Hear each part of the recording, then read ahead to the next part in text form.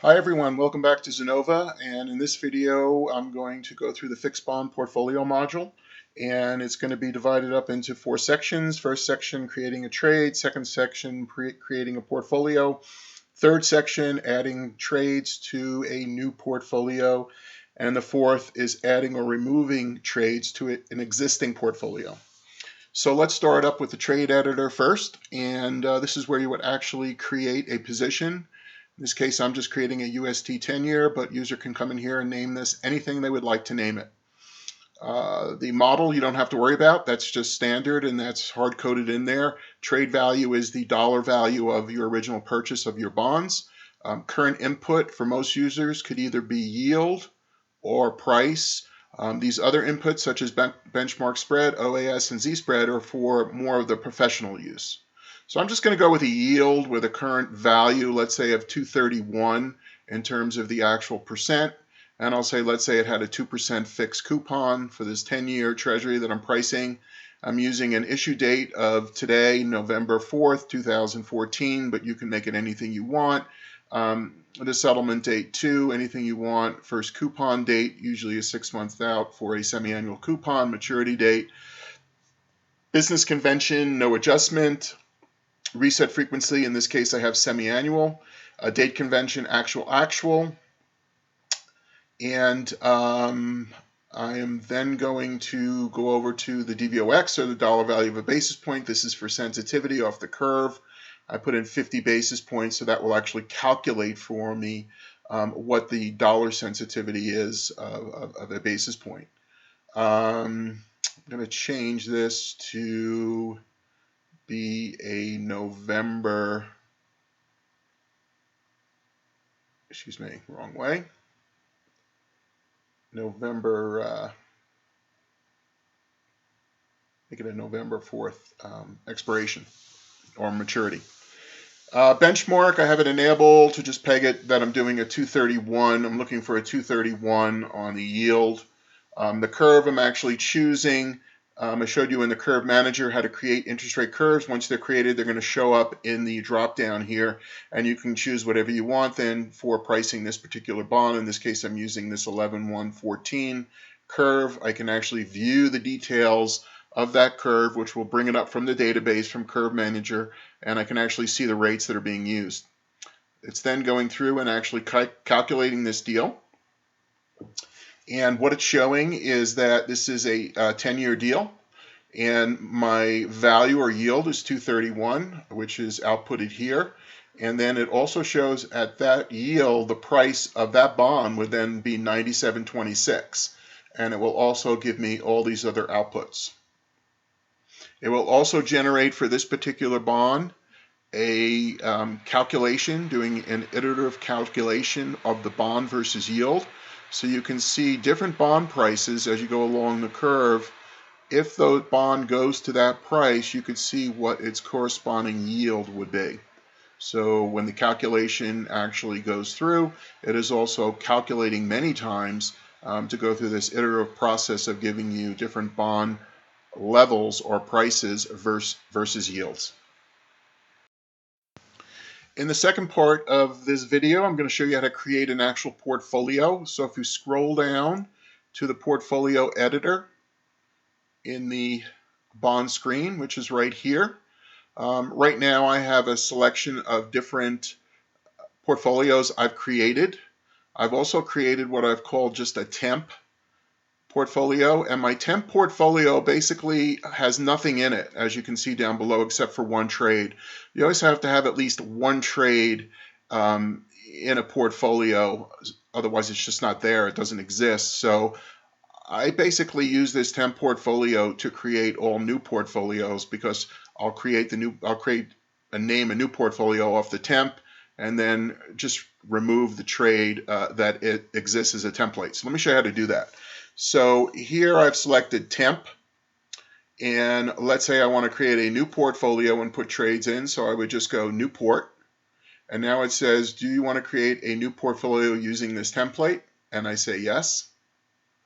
And now it gives me a selection. It says new portfolio, name, new portfolio. So I would want to go into name and actually name this new portfolio.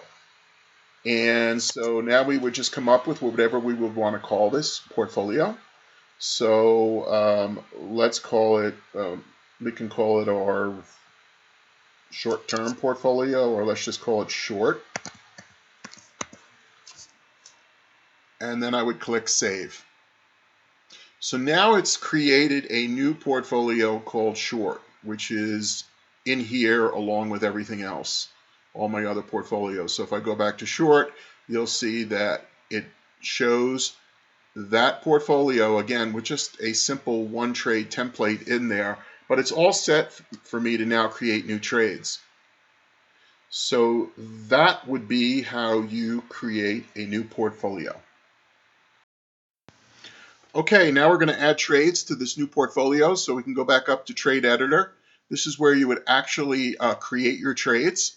So let's say, for instance, I wanted to create, again, let's just go with a 10-year. And this time I'll use a yield, again, of 231,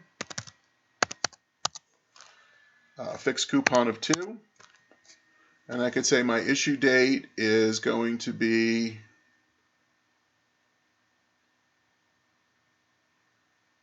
November 4th. Say my settle date will be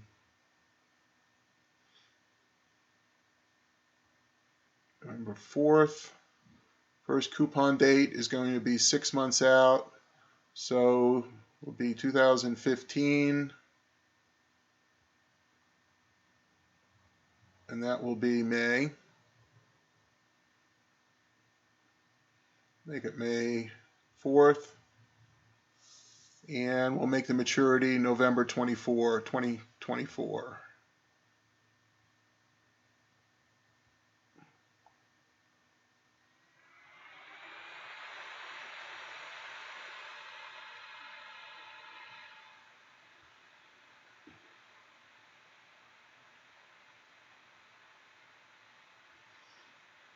And we'll leave that as no adjustment. Semi-annual basis. And the actual date convention, in this case, we'll use actual. I'm going to enable doing a DV01, and let's say we make it 25 basis points would be the shift to the curve. See what the sensitivity is. I could say my benchmark or target here is 231. These are inputs you don't have to put in, but just gives you an idea of the sensitivity. And the curve that I'm going to use, again, from Curve Manager, these curves are showing up. I'll select this curve here and calculate. So price my 10-year, gave me all my output, and I actually put in a 331. So instead of using a 331, I want to use a 231. Show you how it changes. And there it is. 231 is my target, and my price would be 97.26. So posting this trade would just be simply going posting new. Do you want to create a new trade using this template? That's up here in Trade Editor, and we do want to create a new trade doing that. So then when we scroll down below, we'll actually see that trade in our portfolio. And now we just want to save that to the portfolio. So that if I go out of this portfolio, and I come back into this portfolio,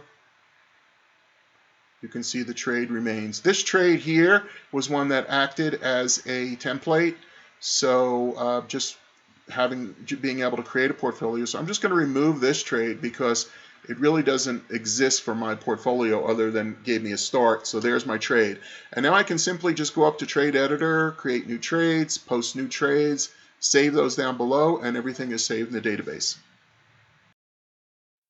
So now adding or removing trades to an existing portfolio is simply choosing the portfolio that you want to add a new trade in. In this case, I could say my short-term portfolio I'd like to add a new trade to.